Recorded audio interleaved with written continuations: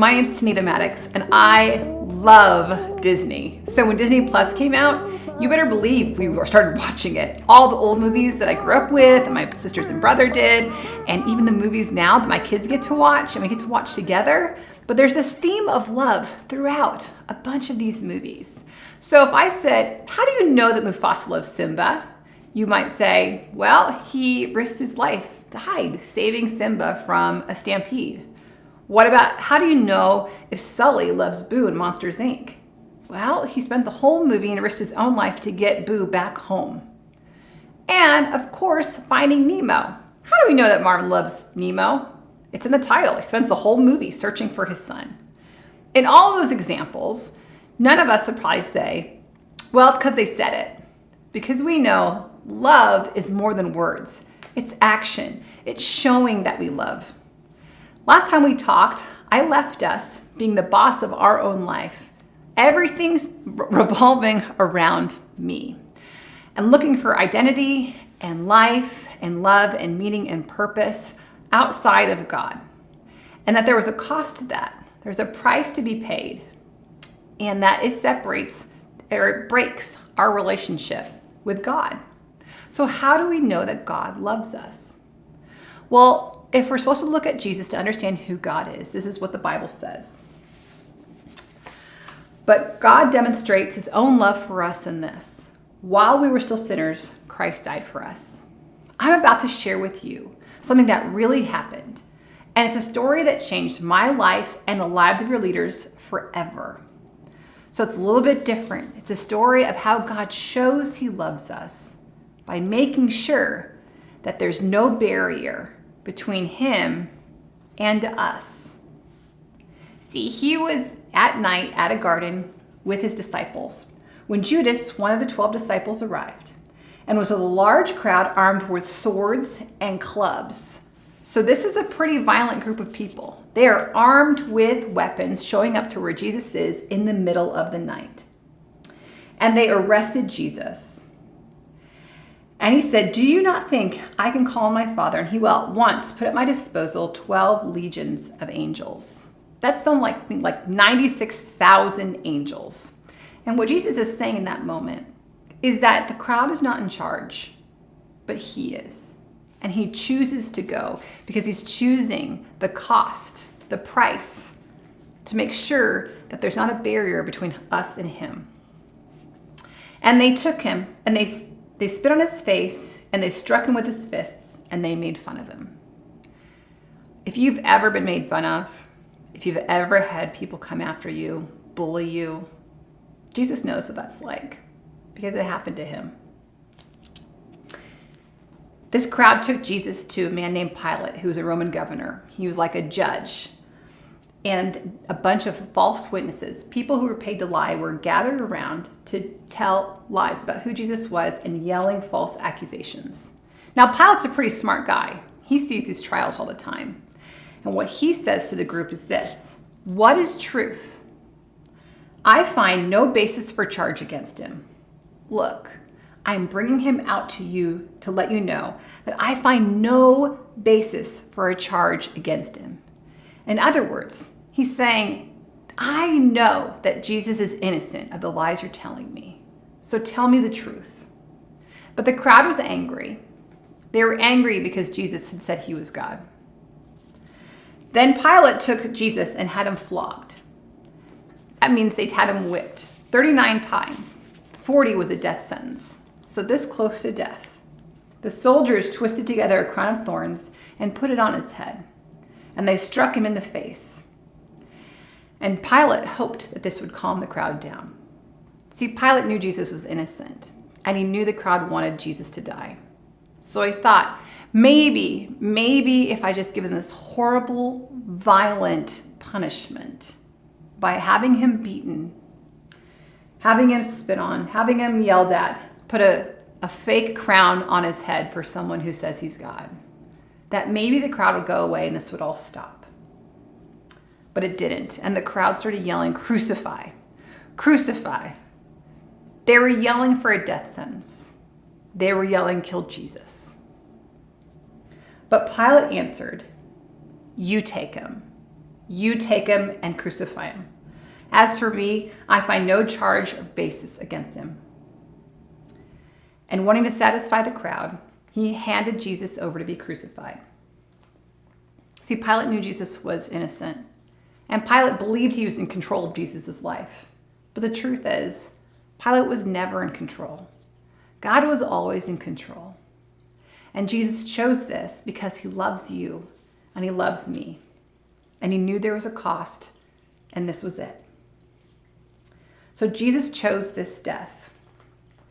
So the soldiers took charge of Jesus, and carrying his own cross, they went out to the place of the skull, and here they crucified him with two others, one on each side of Jesus and Jesus in the middle. So Jesus isn't the only person that's ever been crucified. It was a form of punishment, and there were two people next to him that were also being crucified at the same time. See, crucifixion is taking two beams, one down the middle and one on the side, so it makes almost like a T, and then nailing both your wrists on to hold you up, right in here, hold up, and one nail between the feet, and that's how you were attached to the cross. And then they sat and put the cross up into a post so that one would hang there by the nails in their hands and feet. Now, to any ordinary person walking by, they would have looked at Jesus and believed that the nails were the thing that held him to the cross. But if Jesus is God, and he is, the nails don't hold God to a cross. And so we're left asking, so what does? The Bible doesn't say this, but I believe that he thought of us, that our names went across his mind, and that it's his love for us that held him to the cross, because he knew there was a cost, there was a price that needed to be paid, and he would not let a separation happen between him and the ones that he loved, who were us. Then from noon until 3 p.m, darkness came over all the land. In the middle of the afternoon, it all of a sudden became dark, and Jesus cried out in a loud voice, and he gave up his spirit. He said, "It is finished." What? Is he saying that he's finished? Is he saying his life is finished and the mission is finished? No. He's saying that the barrier between him and the ones he loves is finished. The cost has been paid. The death he died to sin once for all.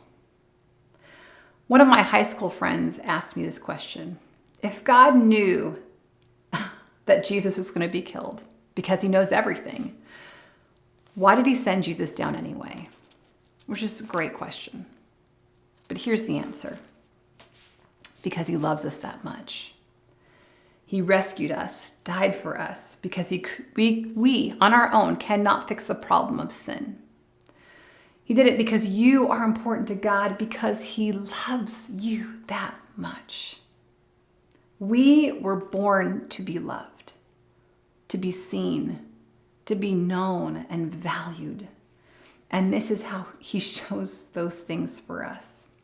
He sent Jesus to die on a cross because that was the only way to break the barrier if we want to trust in him. Only something infinite, forever, eternal, God-sized really, can fill a bottomless pit, an infinite space. And God is infinite, bigger than even the bottomless pit that we have in our life. But more than that, the good news is this: that Jesus did not stay dead, but he is alive again. And because Jesus is alive, we're able to have a relationship with him. Even today, we can be loved by him. And we don't have to live life with an empty vacuum, because we have a choice. This is what happened 3 days after Jesus died. You see, they'd taken his body down and they buried it. But not in a cemetery like you and I know, not with a hole in the ground. At that time, they had these huge caves that they would carve out and put the body in and roll a huge boulder, massive, that would take so many men to push it, to close the tomb. And that's where Jesus' body was. And on the first day of the week, very early in the morning, The women took the spices they prepared and went to the tomb. They wanted to give Jesus a proper burial. But they found the stone rolled away from the tomb.